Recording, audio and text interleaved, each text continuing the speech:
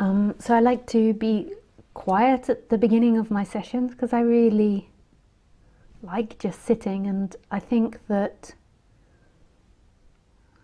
more than likely that's something that's going to have to manifest as you go through the pathless path, is beginning to get comfortable with nothing happening, with just being by yourself. We're so used to, in our society, always having something happening.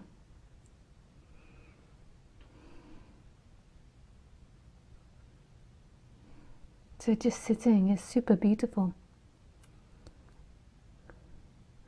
Most people think that the answer comes in a mental sort of form, that what you're looking for is a piece of information or an activity. But actually the answer is your most intimate sense of being. It's what's always been there. It's the most closest sense of being. It's always present. It doesn't belong to someone.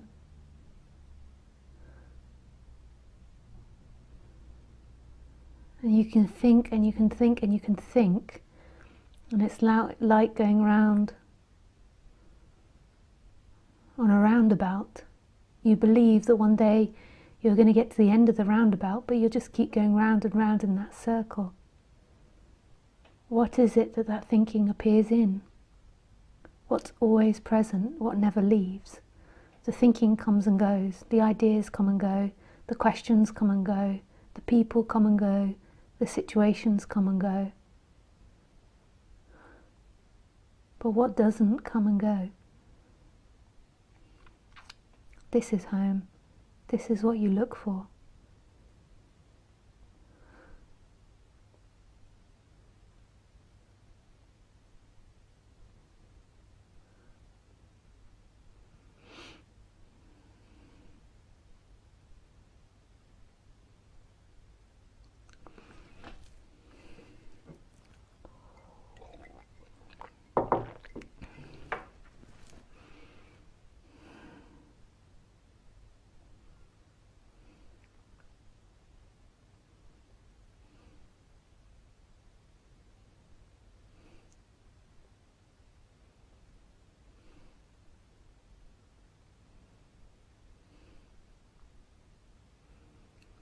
So, whatever you're feeling is what's happening.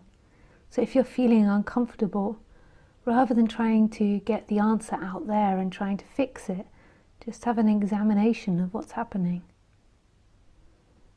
That you feel discomfort, that you feel like there's something missing, and that you believe that you're going to fulfill that. One day you're going to get to something that will fulfill it. But nothing will fulfill that longing. It's where the longing comes from. The home is where everything comes from. So where is that feeling and that longing appearing from? So you look, so the longing says you've got to do this or you've got to do that. So you look in time for the next thing, the next object, the next situation. But where in this moment does that longing appear from? Whose longing is it? Whose longing? Right now. Who created that longing? When it begins to be seen that there is nobody that's having an experience, nobody to arrive somewhere, then there's a relaxing back into what's actually happening. And that's home.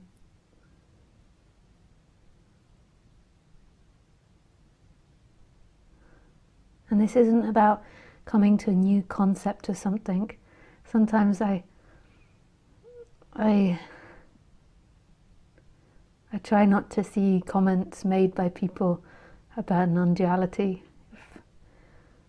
If comments have come on Facebook, or sometimes there's really beautiful comments that aren't about non-duality, it's just about what people feel. But when people are commenting about non-duality, it always, not always, but gives me the shivers, because often what people are trying to use non-duality for is a new outfit to wear, a new identity. So I hear people arguing, or I see people arguing on Facebook about what non-duality is right or what non-duality is wrong, or yes, but there is nobody. Why are you saying that? Because there is nobody. Or then somebody's saying, why are you saying that? Because there is somebody. Oh. And that's got nothing to do with anything. That's just thoughts and emotions appearing. And it's this still presence in which they appear in. That's the freedom. It doesn't matter whether you argue this way or that way, whether you get angry about the argument or not get angry about the argument. Even presenting what I'm just saying now as an argument still doesn't matter. The freedom is in the instant, not in anything that's said, not in anything you say or anyone else says. It's in this instant, in what's happening, in the looking, in the hearing, in the feeling, in the touching. This is the freedom. The person, but I want something. I want something to tell my friends about. I want something to convince my annoying partner of. I want something to win the argument. It doesn't matter. But your essence is love. In the manifest, what you think and feel about it is what you think and feel about it, and is something that's subject to change. Everything in the manifest is subject to change and not truth.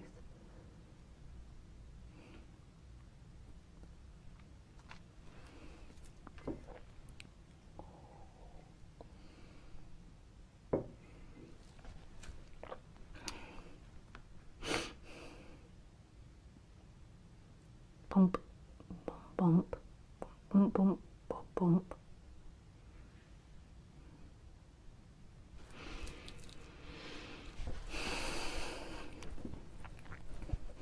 As I'm getting older, I'm becoming less and less wanting to talk about non-duality in the person to person. I love teaching it and I love speaking about it, but talking about it on a personal level with people, when I mean that in my day-to-day life, I just, the instinct here, or the feeling here, is you have to be human. Like, not living through, there is nobody, so why are you getting angry? It's totally and utterly being human and vulnerable to that humanness in the day-to-day life. But then in the instant, which is always present, there is nobody. So in this instant, in everything that happens, there is nobody. In the day-to-day living with humans, you are the personality structure. Or you pretend as if you're the personality structure, whatever way you like to put it. But in no way does non-duality need to be brought up at all with other humans. Most people are using non-duality to control another when they're bringing it up in day-to-day life, or to push another away, to have power, to what they call help another. But it's often about avoiding. Day-to-day life is about the washing up, about the mundane, which is magical.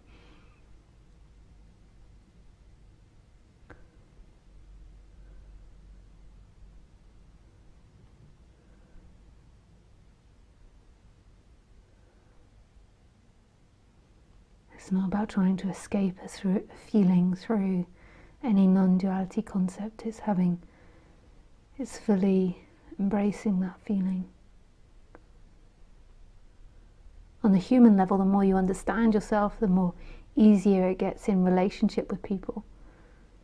The more you understand what the person wants, what it's doing, its conditioning, then that becomes easier.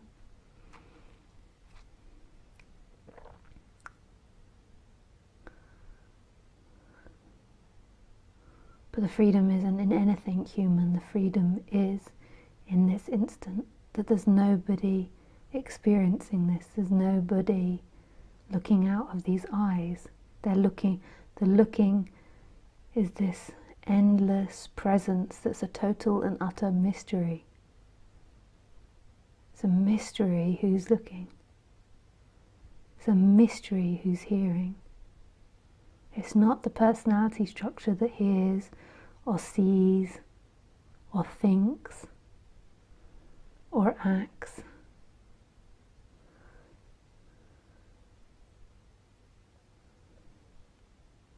It all comes from this absolute mystery, but yet that mystery is looking through that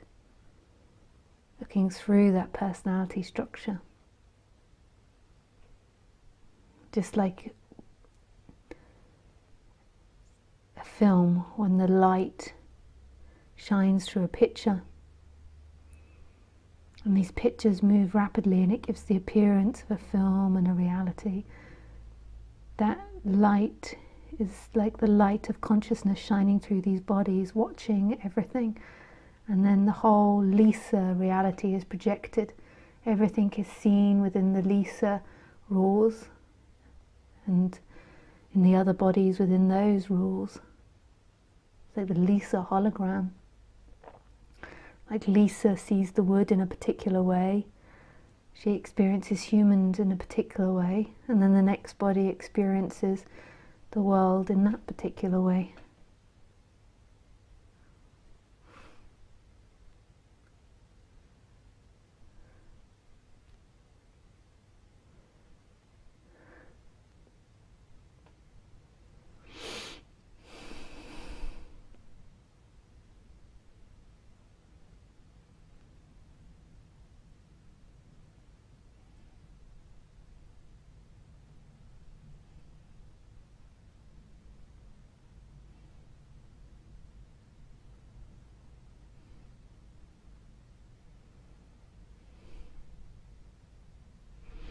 Okay, we take some questions.